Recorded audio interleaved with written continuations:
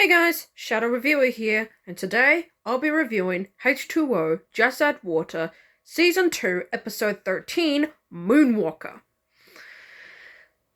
And despite waiting 12 episodes for a full moon episode, this one is average. Okay, let me explain. Cleo has probably the most awkward timing. Her dad, Don, wants to go on a camping trip. Except there are two big problems with this. One, it's at Mako Island, so that's gonna be fun. And two, it happens to be a full moon. How's she gonna get out of this one? Okay. This premise alone is not a bad one. Okay, let me get through the good stuff here. First off, the commitment that Emma and Ricky go through to help Cleo is well fucking done. I mean, Cleo immediately tells them, hey, my dad is taking me out to make her aunt, and it's a full moon. I don't want to go alone. They instantly jump aboard to help her out. That is freaking friendship commitment that I appreciate. And the other time is when they're all moonstruck later on. Yeah, spoiler alert. All of them get moonstruck. Cleo first. Cleo is the first to get moonstruck. Big fucking shock. And for parts, it could have been avoided, but I'll get to that in a bit. When Cleo is quote-unquote attacked, Emma and Ricky immediately go to help her. And that is level of friendship, even when they're moonstruck, is really appreciative. Honestly, scenes like this immediately shows evidence that they're really good friends. Love that shit.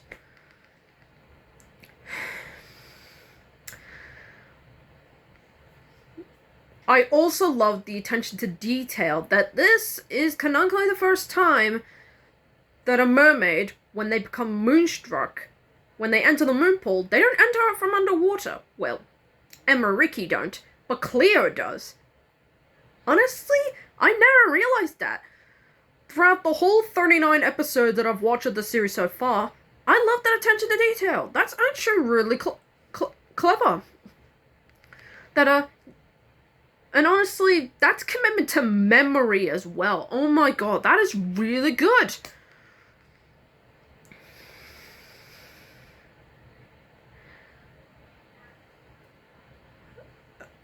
And again, Don, well, he's having the unbest luck. He just wants to bond with his daughters, and they do nothing but complain.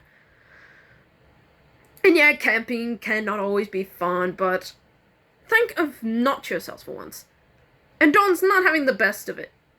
He just wants to be with his kids and spend time outside, but Cleo had to bring not just her true friends, but her ex and her ex's girlfriend. I'll get to her in a bit. And honestly, Don, I feel for you.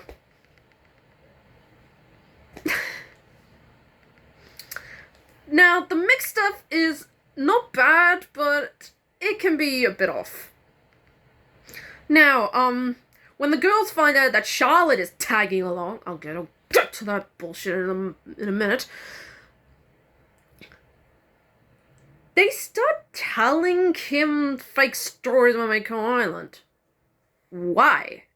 Kim has done nothing to you, so why are you scaring her? Didn't you literally just say a few scenes ago that you wanted to scare Charlotte into leaving? Why are you targeting Kim? I don't know. That makes no goddamn sense to me. But I do love the usefulness of both Cleo and Ricky using their weather powers. Not their regular powers, no. Their aerokinesis and their electrokinesis. I totally forgot they used their powers here. I mean, yeah. Again, that's I don't know. Them scaring Kim makes no goddamn sense to me. Yeah, she's annoying, but she's done nothing to provoke that.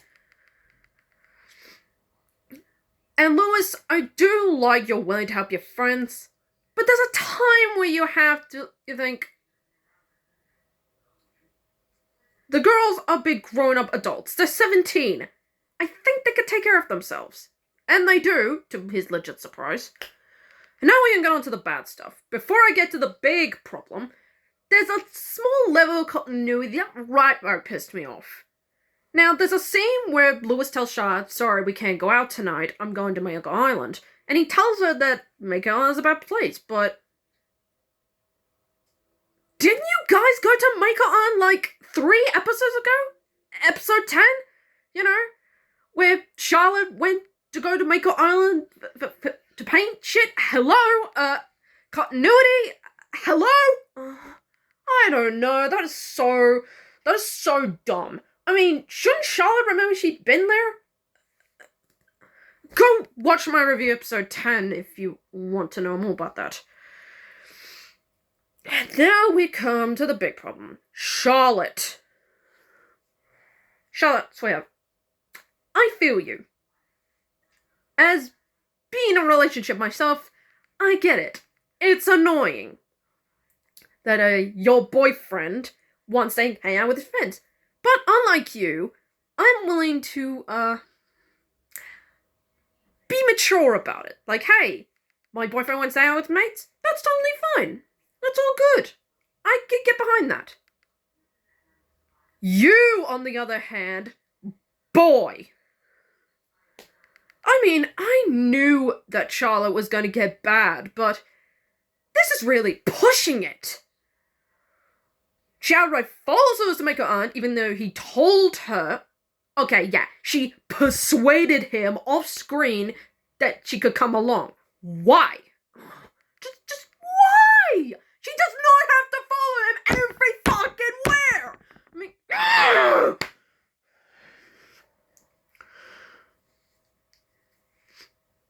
Not everything revolves around you. And honestly, Ricky striking lightning on you, you fucking deserved it. Thank you. Jesus!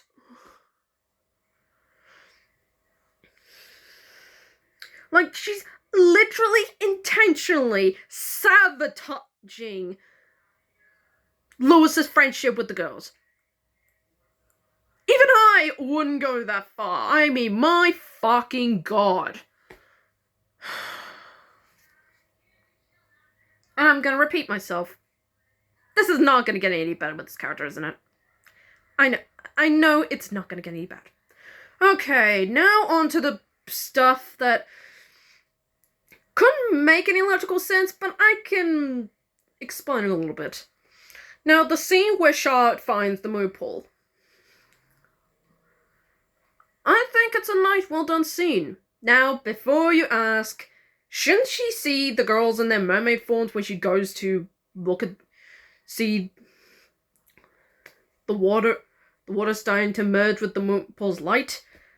I think she's more mesmerized by the power of the water moving around. I think she's more into focusing on the girls. But there's also another complaint. How the hell did she and Lewis get out of the moon pool? You could ask, there's no way they could have climbed back up. I mean, that thing is a freaking slide. And you could ask, well, they could have swum. You do realize it takes more than 10 seconds to swim up that thing. And how long did it take for them to dry out their clothes? There's no way they can't be drenched at least. That is a big, tremendous plot hole, and I hate it.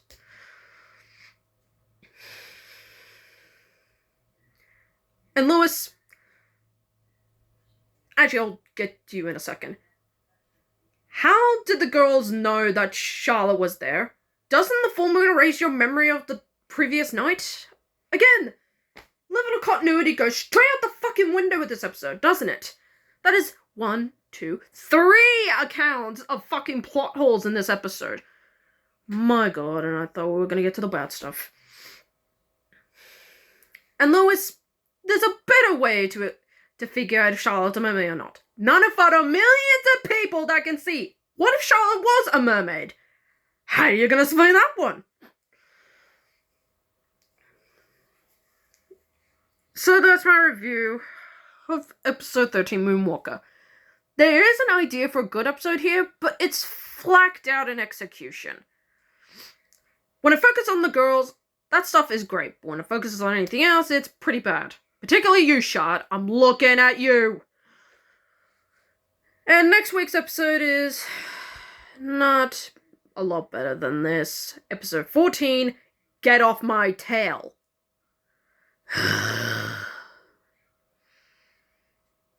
Until then, I'm the Shadow Reviewer, signing off.